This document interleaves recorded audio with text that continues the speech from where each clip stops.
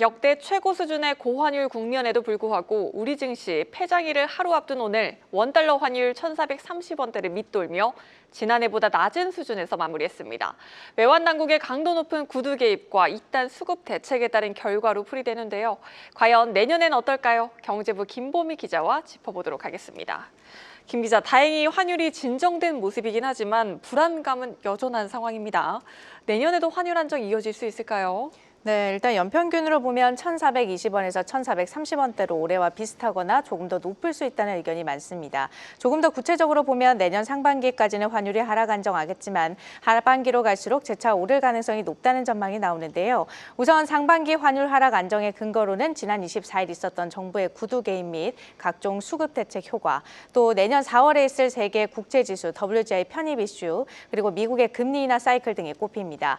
특히 세계 국제지수의 편입 이슈 같은 경우에는 지수 편입 시 글로벌 자금으로 최소 560억 달러, 우리 돈으로 약 75조 원가량이 국내 국채시장으로 유입될 것으로 시장에서는 보고 있는데요.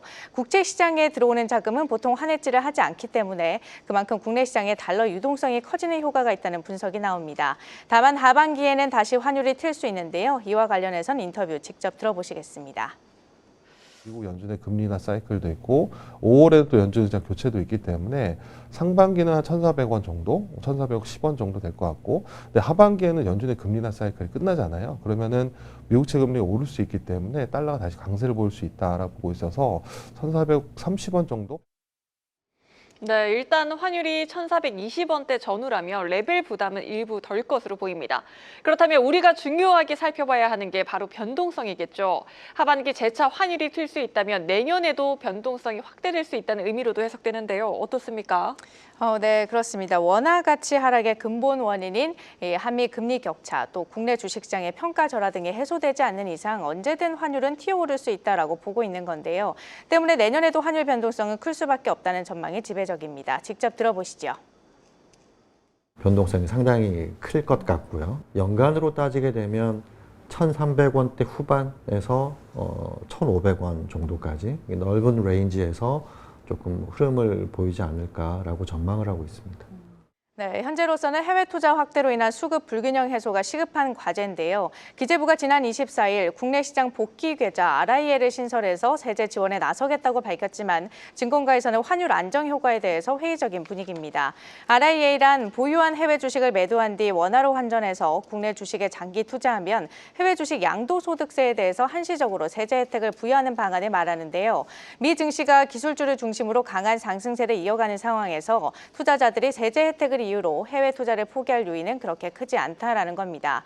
결국 근본적인 방안은 국내 증시에 대한 구조적인 불신 해소인데요. 단기간에 해결되기 쉽지 않다는 점에서 환율에도 지속적으로 영향을 줄 수 있다는 분석이 나옵니다. 네, 환율을 전망할 때 빼놓을 수 없는 게 금리죠. 내년 한국과 미국의 금리 수준 각각 어떻게 전망되고 있나요? 우리나라 같은 경우에는 1년 내내 금리를 동결하거나 아니면 연말에 한 번 정도 금리 인하를 단행하는 데 그칠 것이라는 전망이 나옵니다. 수도권 주택 가격 상승, 확률 등을 고려했을 때 한국은행이 금리를 인하할 명분이 크지 않다라는 건데요. 다만 내년에 관세로 인해 수출이 부진하고 경기가 조금이라도 위축된다면 연말로 가서 한 차례 정도 인하를 단행할 가능성은 남아있다는 분석입니다. 미국은 상반기에 2번 금리를 인하한 후 인하 사이클을 종료할 가능성이 높다는 관측이 지배적입니다. 이와 관련해서 인터뷰 직접 들어보시겠습니다. 연준의 내년도 점도표상으로 1회 인하가 예정되어 있는데 5월 연준 의장이 새롭게 취임하는 시점에서 2번까지 인하가 가능할 것으로 판단이 됩니다. 그렇게 인하를 했을 경우에 중앙값으로 봤을 때 거의 중립금리 수준에 다다르는 상황이고 추가적인 금리 인하는 쉽지 않을 것으로 보여진다. 네, 한국은행이 집계한 자료에 따르면 조사 대상 10개 투자은행 중 골드만삭스와 그리고 모건 스탠리 등 6개가 내년 중 미 연준이 25bp 금리 인하를 2차례 할 것으로 예상을 했고요. JP모건과 도이체방크 등 2곳은 각각 한 차례 금리 인하를, 시티와 TD뱅크는 총 75bp 인하가 있을 것으로 내다봤습니다. 네, 우리나라의 경우 1년 내내 금리를 동결하거나 연말에 한 번 정도 금리 인하가 예상되고 있고 미국은 상반기 2번 인하 후 금리 인하 사이클을 종료할 가능성이 높다는 관측입니다. 관측 지배적이라는 점 참고하셔야겠습니다. 그렇다면 또 내년 시장을 흔들 변수 어떤 것들이 있을까요? 크게는 연준의 금리 인하 사이클 종료, 그리고 또 AI, 트럼프의 관세 정책 이렇게 세 가지로 요약할 수 있겠습니다. 우선 연준의 인하 사이클 종료는 금융시장에서 상당히 큰 변수로 꼽히는데요. 과거 미국이 금리를 올리거나 내릴 때 혹은 인상 인하 사이클을 끝낼 때 주식 환율할 것 없이 시장 변동성이 전반적으로 확대됐던 만큼 지켜볼 필요가 있겠고요. AI는 버블론에 대한 경계감이 여전한 만큼 지속적인 변수로 남아있을 수 있다는 분석이 나오고 있습니다. 코로나 이후로 전 세계적으로 유동성이 많이 풀렸고 그 자금이 미국 AI 투자로 많이 흘러가는 상황인데요.